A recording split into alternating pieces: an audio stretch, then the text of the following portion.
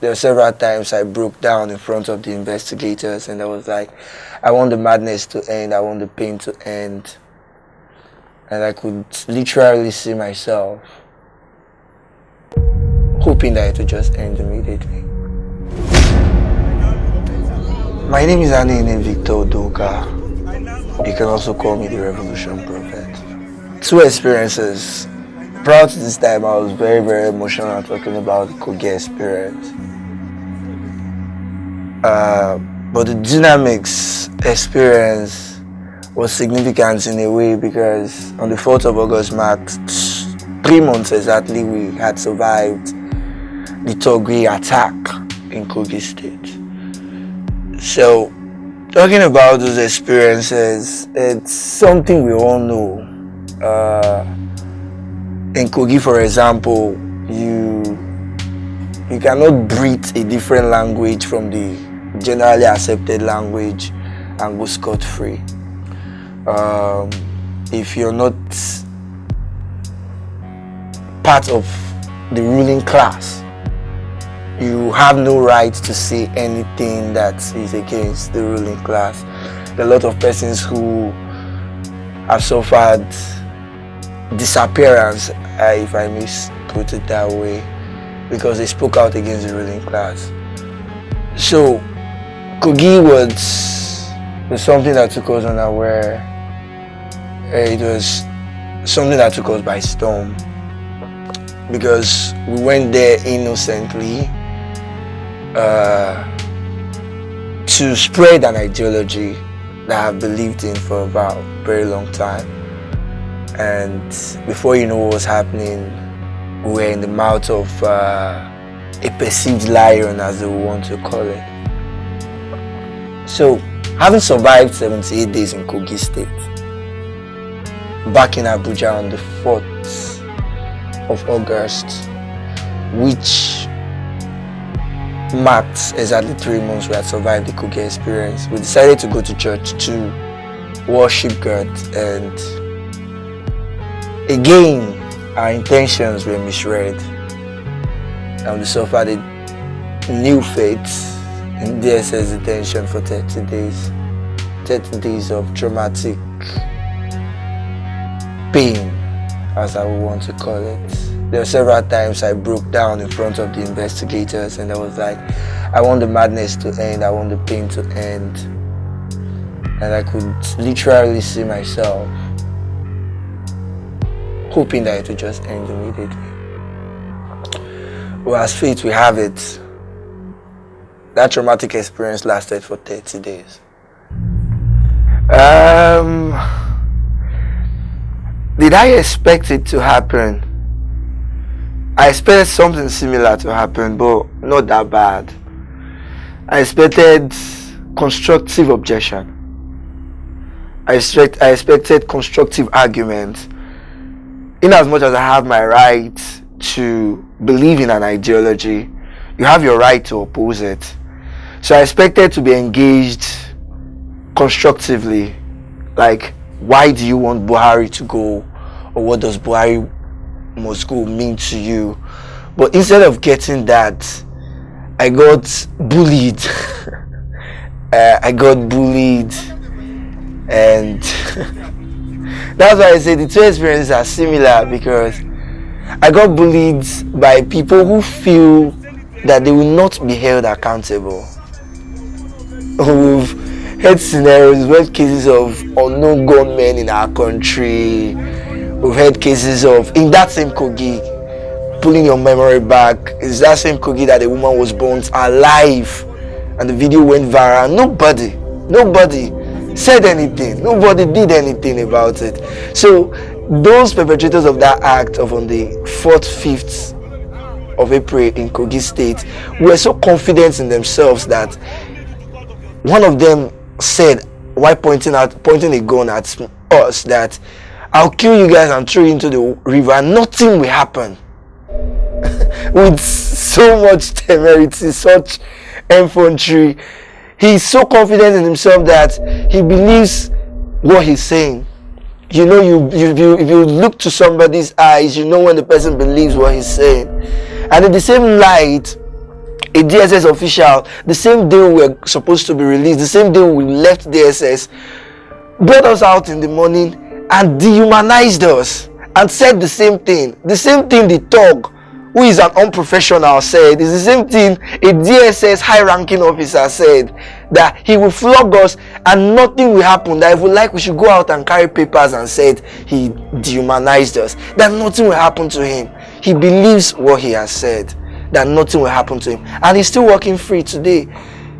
Nothing has happened to him. But I tell you of a truth, that we will get justice for these two scenarios. That's one thing I believe. So Kogi was so dehumanizing, and that's why I've stayed away from the topic for a while. Maybe I'm a bit loose now. That's why I'm talking about it this freely with you. It's something you don't wish it for your enemy. You don't wish that kind of experience. You saw it there, chewing paper in live TV. You get and stripping you naked. I eventually had to use that poster to cover my boxers.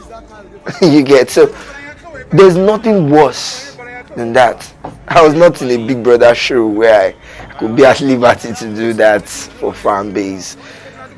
I did that non-willingly, not because I wanted to, but because some persons felt because I have a different ideology, I had to suffer for that ideology that I have.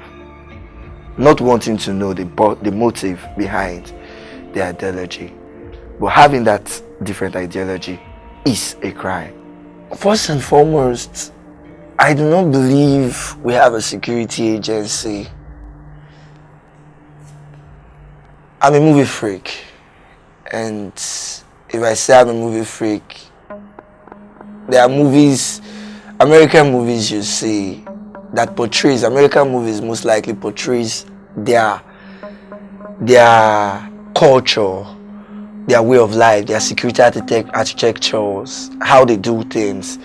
You understand? I do not believe that we have a security agency in this country. I believe what we have is a bunch of thugs. That's why I related the two of them to you. The thug in Kogi State told me vehemently that I will kill you and nothing will happen. The high-ranking DSS official said, I will dehumanize you, I will continue dehumanizing you and nothing would happen. Two different scenarios, two different persons. They're working freely. They've not been held accountable. Do you understand? So it's no news that DSS keep people or just kidnap people unconstitutionally. One of the Dynamics 5 was saying he would like to date a DSS lady, and I was like, except you want to be kidnapped every morning. Because the moment you make her angry, she could just order for your kidnap, so to put. So it is wrong for us to live in a country where we do not have freedom of thought. I'm not going to the level of expression now, because that's where we are heading to. To get to a point and you so much as think of it, and somebody gets wind of it, you're gone. You get, DSS could just walk up on the street and pick anybody. When I mean anybody, and keep you without a lawyer, and keep you without a trial, and they would not budge. You heard the story. They would not budge. They feel they are above the law. The average, I tell you of a truth today, the average DSS official out there feels he's above the law. Or maybe they are equating themselves to 007. Just get it done, no matter how you do it. Get it done. I wouldn't know, I was inside detention, but from videos I've watched, I saw him change his statement twice. In as much as that worries me, I try as much as I can not to meddle in religious issues. I'm a religious person, if I want to put it that way. Or you can call me a religious person. It's a very sensitive topic. A very sensitive topic in the sense that most people respect their pastors more than their fathers. So if you're attacking or you're saying something that is right about a pastor today, and somebody who sees that pastor as his father, that is more than his father at home, would feel insulted. So in as much as I'm dissatisfied with what transpired at Dunamis Church on the 4th of August, I'm dissatisfied at CAN that they've not taken any step to caution the Dunamis Church. I'm dissatisfied at most Nigerians who still give excuses for the pastor, even when you know that 2023 is around the corner and that same pastor will host members of the ruling class. I think it's high time we look beyond this device that they've created for us, the religious, ethnic device that they've created for us, and face our oppressors head on. It's high time we look beyond this divide and see ourselves that we only have two sets of persons in this country, the oppressors and the oppressed. We are all oppressed citizens. We're being oppressed in the church. Don't ask me how. We're being oppressed by religious entities. Don't ask me how again. We're being oppressed by the ruling elite. We're being oppressed by our fellow oppressed citizens. So you can imagine how far the fight will go. Where do we start it from? We have to start by telling ourselves the truth, that there is nothing like he's Christian and Muslim. There's nothing like he's not from Kogi State. Just like one of the talks asked me, why did you leave your state to come to Kogi State? It's high time we see ourselves as Nigerians. I'm first Nigerian before being Delta.